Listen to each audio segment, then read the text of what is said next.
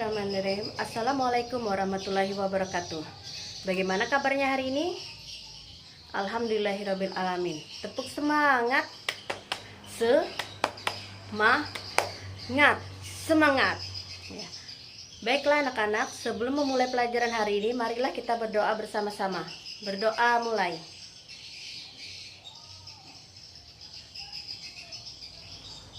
Selesai. Masih ingat pembelajaran kita pada minggu lalu? Ya, minggu lalu kita telah belajar mengenai daur hidup atau siklus hidup pada hewan. Nah, hari ini kita akan belajar mengenai daur hidup atau siklus hidup pada kecoa dan nyamuk. Tujuan dari pembelajaran hari ini yaitu siswa mampu membuat kesimpulan tentang daur hidup makhluk hidup yang berbeda. Baik anak-anak, silakan bergabung dengan kelompok masing-masing. Lalu setelah itu buka LKS kalian pada halaman ke-33. Siapa yang masih mengingat apa itu metamorfosis? Ya, metamorfosis adalah suatu proses perubahan bentuk hewan secara bertahap setelah kelahiran atau menetas sampai hewan tersebut dewasa. Proses metamorfosis sendiri dapat dibedakan menjadi dua jenis, yaitu yang pertama adalah metamorfosis sempurna dan yang kedua yaitu metamorfosis tidak sempurna. Anak-anak, siapa yang bisa menyebutkan contoh hewan yang mengalami metamorfosis sempurna dan contoh hewan yang mengalami metamorfosis tidak sempurna?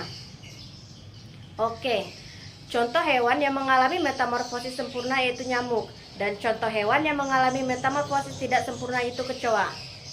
Pertama-tama kita akan membahas mengenai daur hidup nyamuk. Perhatikan papan tulis. Daur hidup nyamuk terdiri menjadi 4 tahap, yaitu yang pertama adalah telur, lalu menjadi larva, pupa, hingga dewasa.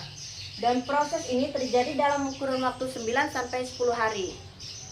Karena nyamuk melalui 4 tahapan tersebut, maka nyamuk dapat digolongkan sebagai hewan yang mengalami metamorfosis sempurna. Selanjutnya kita akan membahas daur hidup pada kecoa.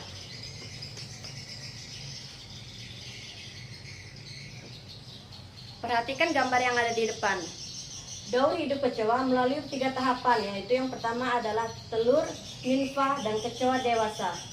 Proses ini terjadi dalam kurun waktu 40-125 hari. Daur hidup kecoa terdiri dari 3 tahap. Karena hanya melalui 3 tahapan tersebut, maka perkembangan kecoa dapat digolongkan sebagai hewan yang mengalami metamorfosis tidak sempurna. Bagaimana anak-anak? Bisa dipahami semuanya? Ya, jika anak-anak sudah paham, silakan buka LKS kalian pada halaman 34. Pertanyaannya itu, apa yang dapat kalian simpulkan setelah membandingkan siklus kecoa dan nyamuk tersebut? Nah, silahkan kalian bahas dan kerjakan dengan kelompok masing-masing. Baiklah, sekian untuk pembelajaran pada hari ini. Sebelum menutup pelajaran hari ini, marilah kita berdoa bersama-sama. Berdoa mulai. Selesai. Wassalamualaikum warahmatullahi wabarakatuh.